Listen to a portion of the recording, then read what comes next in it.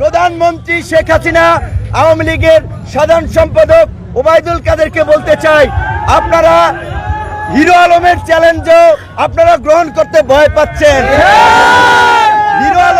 Hero Alam challenge দিয়েছে ওবায়দুল কাদেরকে। ওবায়দুল কাদের যদি এত শক্তিশালী হয়, হিরো আলমের সাথে নির্বাচন করে দেখান। কিন্তু এখানে যারাই আছেন ঢাকা বিশ্ববিদ্যালয়ের বিভিন্ন স্তরের শিক্ষার্থী ভাই বন্ধুরা, ছাত্র অধিকার পরিষদ সহ অন্যান্য ছাত্র সংগঠনের নেতাকর্মীরা, তাদেরকে আমরা শুভেচ্ছা জানাই। আজকে ছাত্র অধিকার পরিষদের একটি পূর্ব ঘোষিত আপনার একটি সম্মেলন ছিল, আপনারা সবাই দেখেছেন।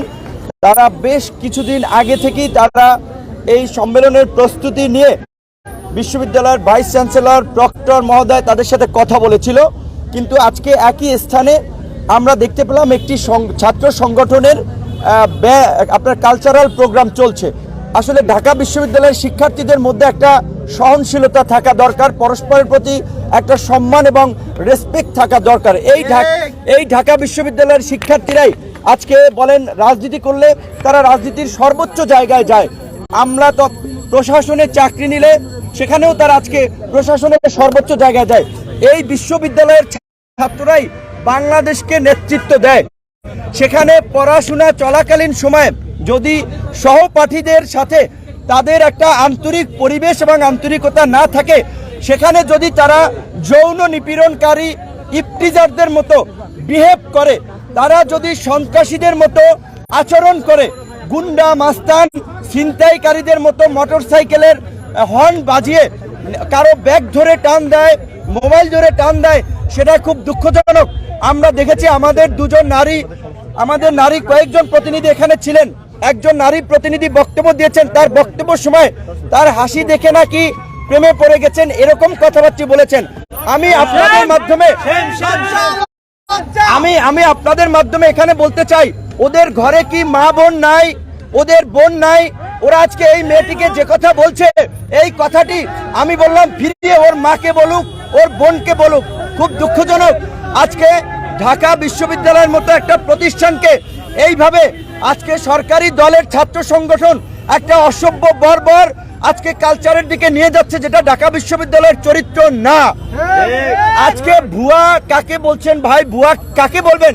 দীর্ঘ 28 বছর পরে ছাত্রদের সরাসরি নির্বাচনে নির্বাচিত ভিপি নুরুল হক নূর,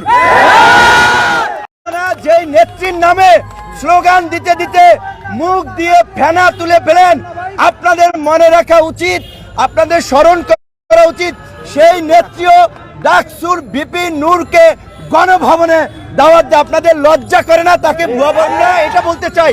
এরা আজকে ঢাকা বিশ্ববিদ্যালয় এদের হাতে ইয়াবার ট্যাবলেট ধরিয়ে দিয়েছে। আপনার রাতের অন্ধকারে তাদেরকে মদের বোতল ধরিয়ে তাদের মানসিক বিকৃত করে, তাদেরকে অমানুষে পরিণত করেছে। কৃষক শ্রমিক আজকে গ্রামগঞ্জে যে সমস্ত পরিবারের আমাদের অভিভাবকরা দূর থেকে আছেন, আপনাদের প্রতি অনুরোধ, আপনার সন্তান আবরার ফাহাদের খুনিদের মতো খুনি হচ্ছে কিনা, আপনার সন্তান ওই সিলেটের আপনার ওই বদরুলের মতো ধর্ষক হচ্ছে কিনা, আপনার সন্তান ছিনতাইকারী হচ্ছে কিনা, আপনারা খোঁজ নিন। কারণ আজকে সরকারি দল, ছাত্র সংগঠন, মেধাবী ছাত্রদের হাতে মাদক অস্ত্র, চাঁদাবাজির লাইসেন্স দিয়ে ছাত্র সমাজকে নষ্ট করছে। আজকে বর্তমান সরকার যেভাবে জনগণের ভোটের অধিকার কেড়ে নিয়ে আজকে দেশে একদলীয় শাসন কায়েম করেছে, আজকে বিশ্ববিদ্যালয় একবার ডাকসু নির্বাচন দিয়ে আর সাহস হয় নাই, আর নির্বাচন দেয় না। আজকে ছাত্রলীগের আমার 3 সহকর্মী যারা ডাকসুতে ছিলেন, সাদ্দাম হোসেন এখন ছাত্রলীগের সভাপতি, মাজারুল কবির শয়ন ঢাকা বিশ্ববিদ্যালয়ের ছাত্রলীগের সভাপতি, সৈকত ঢাকা বিশ্ববিদ্যালয়ের ছাত্রলীগের সেক্রেটারি, তারা 3 জন ডাকসুতে আমার প্যানেলে এজিএস ছিল, সদস্য ছিল, সম্পাদক ছিল।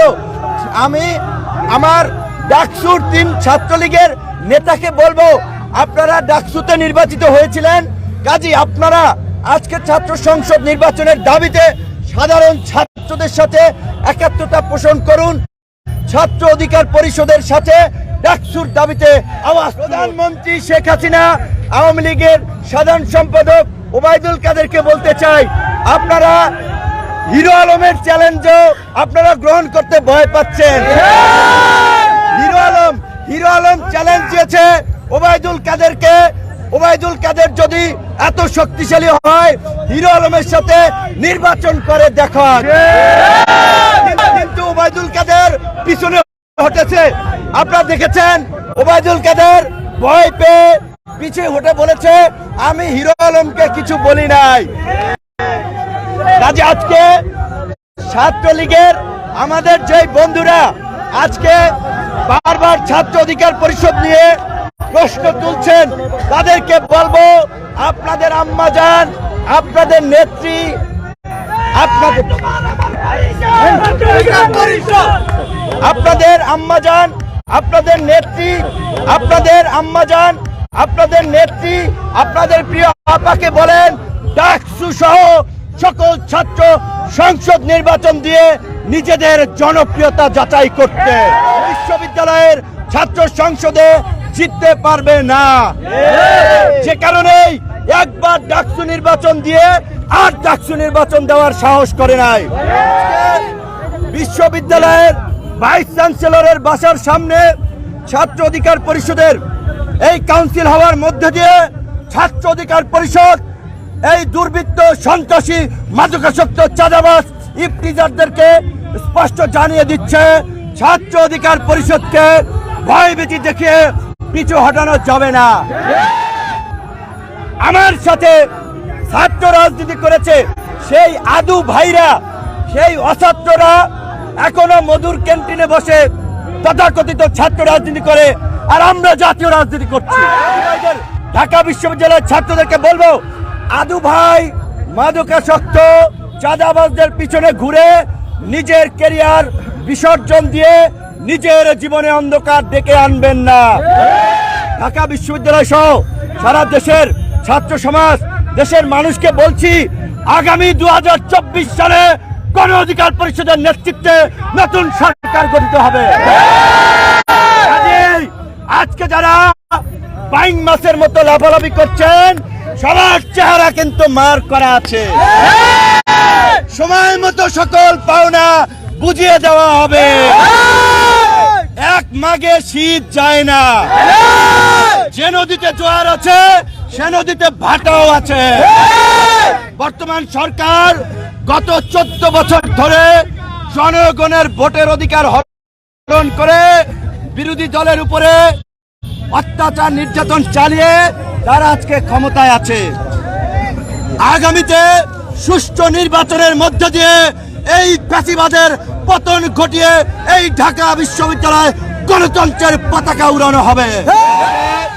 ছাত্র অধিকার পরিষদের নেতা কর্মীদেরকে বলবো, মনোবল অটুট রাখুন, সাহস রাখুন, দৃঢ়তা রাখুন, এগিয়ে যান। আগামীর বাংলাদেশ আপনাদের প্রতীক্ষায়।